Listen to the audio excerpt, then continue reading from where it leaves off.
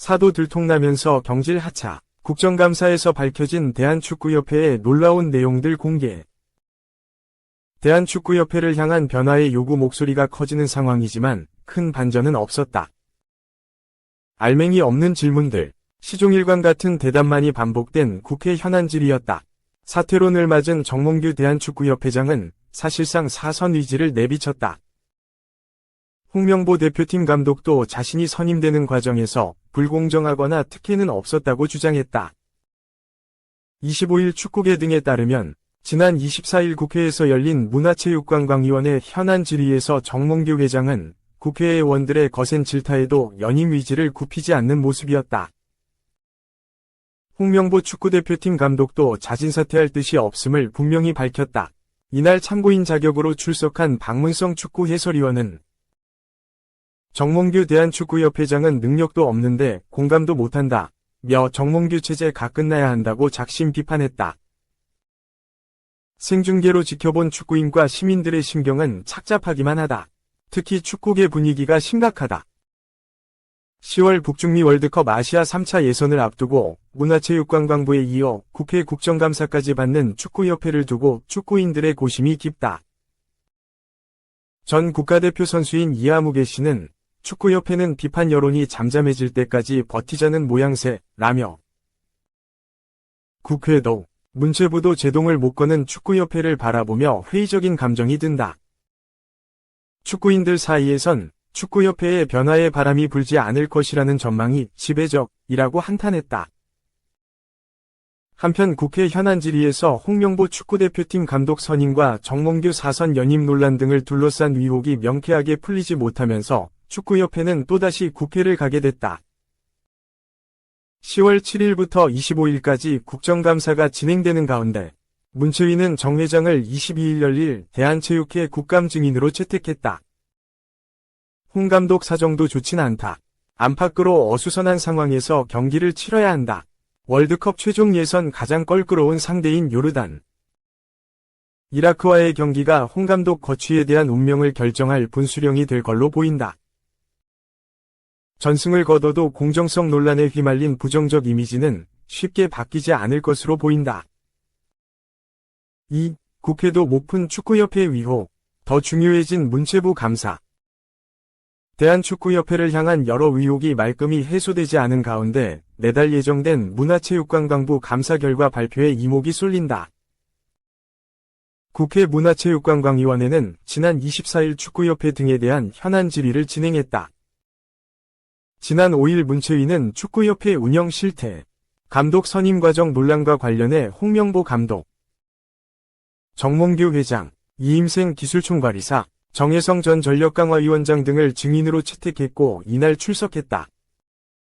맹점 중 하나는 축구대표팀 부임 과정이 불공정했다는 비판에 직면한 홍 감독이었다.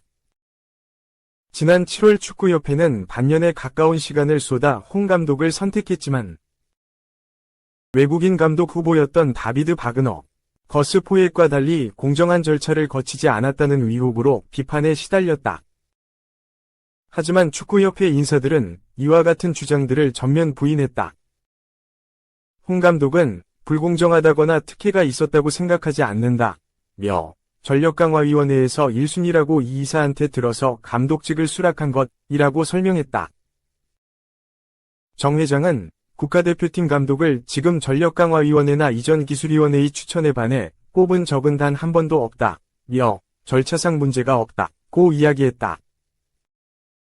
국회 문체위는 축구협회 해명이 납득이 가지 않는다며 비판했다. 더불어민주당 양문석 의원은 전력강화위원회의 11차 회의도 불법이고 이 이사가 위임받은 부분도 불법이고 그 불법의 토대 위에서 서류 제출도 안 하고 사전 면접도 안 하고 실제 대면 면접을 한 설득을 한 홍 감독이 감독으로 선임됐다. 며 꼬집었다. 국민의힘 배현진 의원은 홍 감독을 선임하는 과정이 대단히 억지스럽고 그 과정 중에 절차적인 정당성에 문제가 발생했다. 며 특정한 학교의 학연에 근거한 카르텔이 있는 것 아니냐는 소문이 돌 정도였다며 증인으로 나선 축구협회 인사들을 비판했다. 이제 시선은 문화체육관광부가 발표할 감사 결과에 집중된다.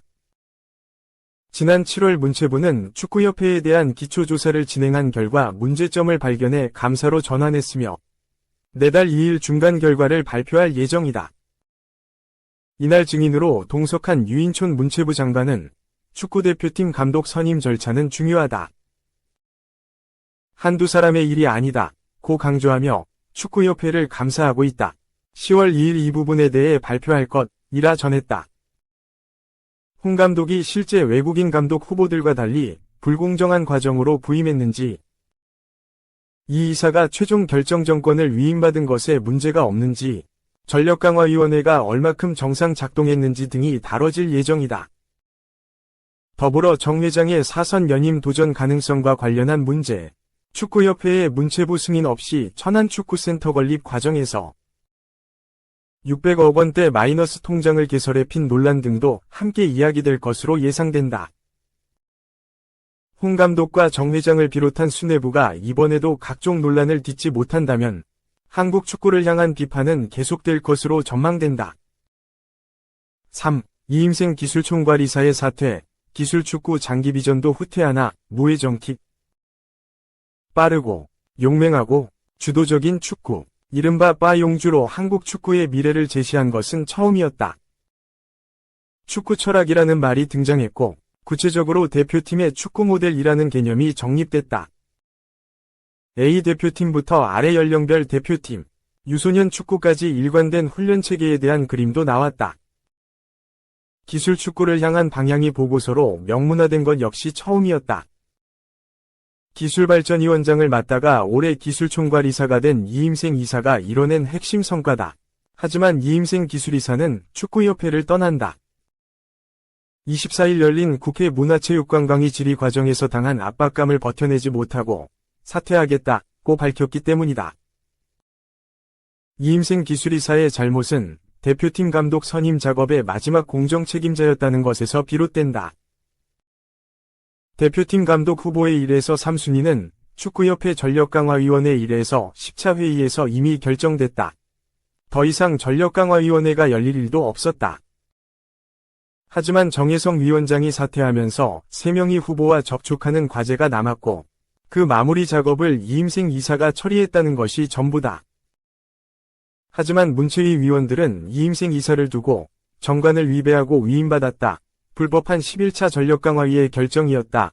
전력강화위원을 회유했다. 라며 질타했다. 이 문제는 잘 따져볼 필요가 있다. 이임생 이사는 전력강화위원장 6호로 인사권자인 정몽규 회장의 지시에 따라 2순위 다비드 바그너와 3순위 거스 포예트 후보를 만났고 마지막으로 1순위 후보 홍명보와 접촉해 그를 적임자로 최종 낙점했다. 한국형 축구 모델의 체계화를 위한 A 대표팀 감독의 지원 약속도 받아냈다. 축구협회 쪽은 이것은 정관과 관계가 없고 규정을 위반한 것도 아니다 라고 말한다.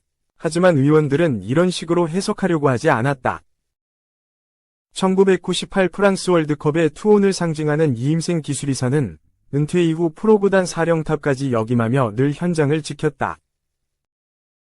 특히 대한축구협회 강사로 유청소년 선수들을 지도하면서 기술축구 필요성을 절감했고 풀뿌리까지 한국형 기술축구의 모형을 확산시키기 위해 전력 질주해왔다. 영어 구사 능력을 갖춘 그는 국제축구회의 등에서 기술에 관한 얘기가 나오면 누구한테든 물어보는 것을 주저하지 않고 배운다고 기자에게 말한 바 있다. 행정과 기술 양축으로 구성된 축구협회에서 대표팀 전력과 직결된 기술 총책임자의 사퇴는 업무의 연속성 차원에서는 한국 축구의 후퇴로 볼 수 있다. 언론에서 이미 나온 얘기를 재탕, 삼탕하는 국회에서 이뤄진 설전의 결과다. 이 이사는 이날 마지막 발언 기회를 얻자 대표 선수들이 잔디 상태가 안 좋아 뛰기 힘들다는 이야기를 많이 한다. 위원님들이 한국 축구를 위해 우리 선수들에게 좋은 잔디에서 좋은 경기를 보여줄 수 있도록 도와주셨으면 한다고 했다. 문체위 위원장으로부터 반성하지 않고 책임을 딴 데 돌리고 있다는 질책을 들었지만 이것이 투박한 마음을 지닌 이임생 기술이사의 본바탕이다. 4. 많은 논란과 비난 쏟아져 일본 등 외신들도 정몽규 홍명보 사태 보도. 정몽규 대한축구협회장과 홍명보 감독 등이 축구대표팀 감독 선임 과정 논란 등으로 국회 문화체육관광위원회에 출석하자 일본 등 외신들도 관련 소식을 전하고 있다. 일본 도쿄스포츠는 25일 홍명보 감독이 감독 선임 논란과 관련해 국회 문체위의 증인으로 참석했다며 2026 북중미 월드컵 아시아 최종 예선, 3차 예선을 앞두고 취임한 홍 감독은 선임 과정이 공정하지 않았다는 지적을 받고 있다고 전했다. 매체는 대한축구협회는 국회에 자료 제출을 거부했고 외국인 감독들보다 고액인 연봉이나 지도자 자격증 취득 등 협회 요건을 충족하지 못했다는 의혹도 떠오르고 있다며 홍 감독은 불공정하다거나 특혜가 있었다고 생각하진 않는다. 전력강화위원회가 1순위로 나를 뽑았기 때문에 감독을 맡았다고 정당성을 주장했다.